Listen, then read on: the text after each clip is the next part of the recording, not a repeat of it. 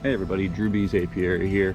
Kind of wanted to do a quick review of the Apimaye bottom board. This is, like I said, been one of my favorite purchases probably over the past 8 months for beekeeping. I know I've mentioned it in the previous vids, but I kind of wanted to show it up close in case you guys haven't seen it or are considering it. Let me talk about some pros and cons. There are definitely more pros than there are cons, I think. Obviously this is it right here. I'm holding the plug in my hand. I'll show you what that is exactly, but you know, basically it's a normal bottom board.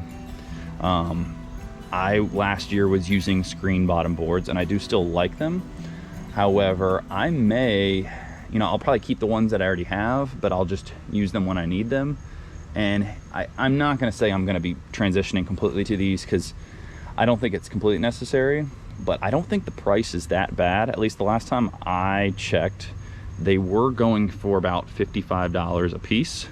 And there's one or two things that I would say make this thing worth it, in my opinion. Obviously, I don't have the price of just a normal screen bottom board or a solid up in front of me, but I know those usually range in the 20 to 30 some odd range. I'll double check out this video and post it as like a little asterisk at the bottom if there's something different, but I think that's right. But like I said, so this is 55. So obviously it's not realistic for you to have all of your hives converted over to Apimaye bottoms, but some people might. But there's one reason why I think it would be somewhat worth it. Now, the Apimaye bottom board, the thing that's cool about it is two things, or a couple things. Let's go over the first thing. Just start from the front to the back. So I love this right here, this landing board. It's super easy to come out. You just basically kind of like pop the corner essentially right here. Let me see if I can. Let's see. There we go. I said it was easy. It was not, clearly. All right, so obviously this just pops into the corners. Obviously, in my opinion, there's no real reason to take it off altogether. It's great. Bees use it all the time. Basically, it just pops. Bees obviously just fit right in there. This slot's right there. That slot's right there. And there you go, right? Obviously way easier to put back in than I took out. The front entrance also comes out. You could screw it into the hive body with these set screws. I do not. I like keeping it open because I'm going to try something that might not work out, but when I do my mite treatment with oxalic this winter, I'm thinking what I'm probably going to do is I'm probably going to take this out, right? Because obviously if I had a hive body, I'd show you basically right here. If I laid this sideways, this is kind of like where the hive body would stand on, right, for your deep. And so there'd be just enough room, as long as I take this screen off, which I'll explain in a second what that is, to put a oxalic wand, which is what I use to give an oxalic vapor treatment. I don't have one of those foggers or sprayers. It's just the wand, so it's like one of the cheaper ones. But again, it's gonna be easier said than done. But this little front entrance thing I like. Normally you have the little blocks of wood, but what's great about this is you can choose how many slots you want right down here for bees to enter. I'll try to get up nice and close so you can see that. You see how down here you have all these little holes. Bees can come in and out, and then obviously these little sliding things can reduce your entrance if you want a little bit. You might have noticed in my other videos, my green hive, which is probably the weaker of the four, I think I've got that thing reduced down to I think like 4 entrances. And honestly, it's really benefited them, because I think before, when they were in a nuke body and even with the entrance reducer, I just feel like there was still a lot of area they had to defend, and they weren't doing a very good job of defending. So it's great that you can just slide these as needed. Obviously two of my strong hives, they're open the full way, but these things are great. So obviously I can remove this if I want, but I love leaving it in place and just adjusting these sliding pieces as needed. All right, so we talked about that. So let's talk about the next piece over here. So this right here, one of the great advantages of this Apimaye bottom is the ability to collect pollen. So it's a built-in pollen trap. Now, while I love this feature, because I personally love collecting pollen for my own usage, I use it like on cereal or, whatever stuff for breakfast in the morning. or just collecting it to sell, this is also my least favorite thing about this, because obviously there are probably way better pollen traps, so nothing can be perfect, and this thing is as close to that as possible. But I will go into in a second why I don't like this. So let's keep going. So obviously this is our pollen basically collector, and basically it just yanks out the back. So I'll just kind of rotate this so you can see. But this is basically the part that you can remove. So basically you don't always have to trap pollen. You could just remove this, right? And obviously if you remove it, now you have an exposed space in the back of your hive, which is what this plug is for. So basically this plug would just go right in there, bam. So bees can't get in and out, right? So we'll put this to the side or down on the ground real quick. So let's pretend you weren't trapping pollen, because we're gonna go into that in a minute. Plugs in place, right? All right. If you see right here, you've got all these little vents that are cut in. So a bee can't fit through that. But the good news is a lot of your pests can. And at first you would think, well, that's gonna be an easy hiding spot for a lot of hive beetles or maybe wax moths. And yes, you are correct. But this is also where these things decimate those pests. And I'll explain why. And you saw me talk about it in the other video. Because down here, you've got the actual pollen trap collector, which I will yank that up. Let me just reset my camera real quick. It's gonna be kind of hard to do with one hand. Give me 1 second. Apologize for the jerky camera. There we go. So this comes out. This is what the pollen's actually gonna sit on. So let's say you were gonna collect pollen, you'd leave that on. But let's pretend you're never gonna collect pollen. That's totally okay, because I still think this thing is worth it if you don't. You would just use this. This is just your, it's basically a solid bottom, but even though it's vented right here on the side, so obviously you couldn't really use it as an oil trap. I mean, I guess you could. You'd barely be able to put any oil in here. To be honest, I think some of it would drip out. So it's not great for that, but you could do it. But I love putting diatomaceous earth down here, and it's just a death trap for all of our pests, mainly the beetles, but I've killed plenty of, you know, wax moths. I've seen wax moths dead in there, you know, larvae,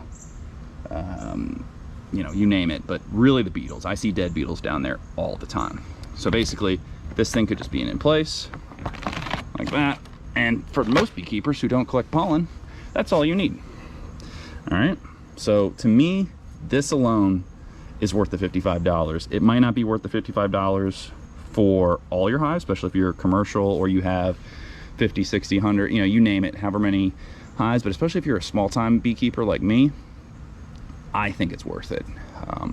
I would say if you want an easier way to keep your pests under control, I think this is, because again, I've decimated the beetles this year. I've decimated a lot of things that if I had the normal screen bottoms, just like last year, you know, the larva falls through, or, you know, the hive beetles themselves, you know, fall through the cracks at the bottom of the screen bottom. You know, they're just on the ground.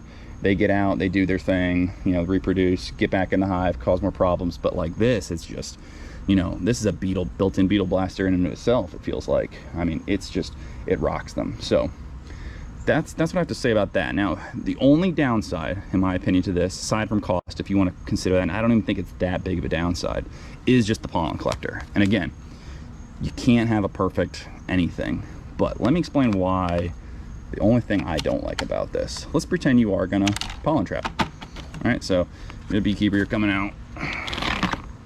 You're putting in this, which, like I said, all this is right here, this is just collects your pollen. So I'll show you an example later in the week. I'm gonna actually put these on today. I'm actually gonna try to trap pollen for the next 2-3 days and then take it off. But this is gonna hold all my pollen, all right? So all right here, I'm just gonna collect some pollen, and yeah, it'll be great. So if we put this in here like this, all right, so we're getting ready to trap some pollen. All right, it's in place. We're not using the plug, right? This just goes off to the side. We have to use this screen. And basically it's self-explanatory. It gives you the arrow, which way goes forward. So you're gonna start from the back. It follows these grooves, which let's get a little closer so you can see those grooves. There we go. Okay. Moving it forward until it goes all the way to the front right here. And that's important. You see this gap right here? I'm going to show you that up close. So you see, once I push it, so now the bees have to, when they come through the front, they have to go under this, and they have to come up here. And as they come up through here, pollen falls off their baskets and then falls down the cracks, as in like over here, and then into the little pollen catching thing that I just showed you. Now, here's where I don't like this. What I've noticed is when it's time to collect, it's not an issue when it's going on. It definitely works, it collects, but this thing has the potential to be a bee guillotine. And let me show you why. So you got bees in there doing their thing. It's time to collect. You're like, all right, I'm gonna come to the back of the hive. I'm gonna yank this thing out, right? You collect your pollen, good. You could collect your pollen all day long. The problem is, as any beekeeper knows, you don't want to collect pollen indefinitely, all right? Because if you collect pollen indefinitely, the bees need some, all right?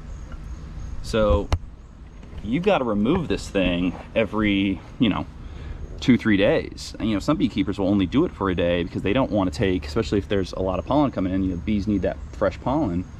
There may be a situation where you're like, oh, well, I can only leave it out for a day. Time to remove this thing that we just talked about, right? Well, as you're removing this out, let's say there's bees coming in and out of this, which there will be, right? Because there's gonna be bees all over this. This little crack right here on both sides, as this is sliding this way,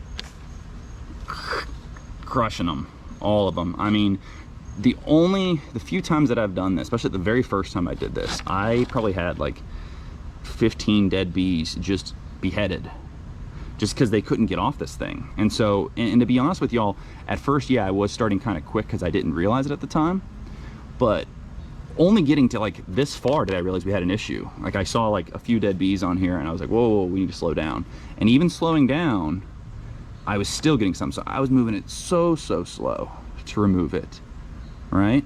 But no beekeeper wants to kill their bees. Some may not care because all they are about is the product and they know that dead bees are gonna happen, but me, I don't want to kill any bees if I don't have to. I recognize that I'm going to accidentally kill some bees, but whatever I can do to prevent that, is going to make me happy. So the only thing I can think of, and I'm going to practice with this some more, but sometimes it might just be technique where you'll be removing this, right? And you need to come up with a way to do it not only as slowly as possible, but kind of as you're extracting it, kind of like jiggle it, because under there, bees are going to be crawling all over the place, in and out.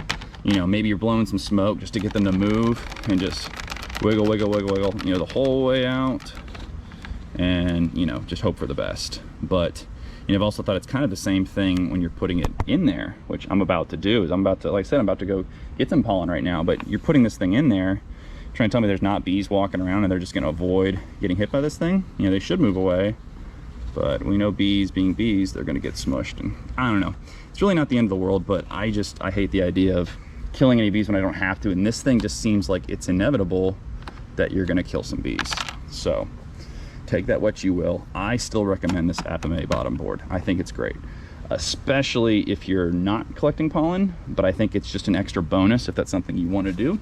Just recognize that there are risks with doing that, and if you're uncomfortable killing bees, that's just something to suggest. And I'm sure a lot of people watching this, maybe they've used Apimaye bottom boards, maybe they have a better way of removing that, but I would be interested if you put it in the comments what the best way to do it. So far, the only thing I think of is smoking from below, getting some smoke up there while as I'm extracting this or putting it in, just really moving it, vibrating it almost, that the bees stay away from it on the way in and out, and just working it very slowly. Because if you're just going to come in here and go like this, well, you just killed, like, I don't even know, but you can probably take a guess. It's not going to be pretty. So keep that in mind. Still recommend it, but if you have any questions, comments, please leave them below. If you like this sort of content, I hope you do. I'll continue to make it. Either way, hope you guys have a good day. I'll try to make some more of these videos here soon, and I'll try to show you here in a few what some pollen collection looks like. Thank you so much.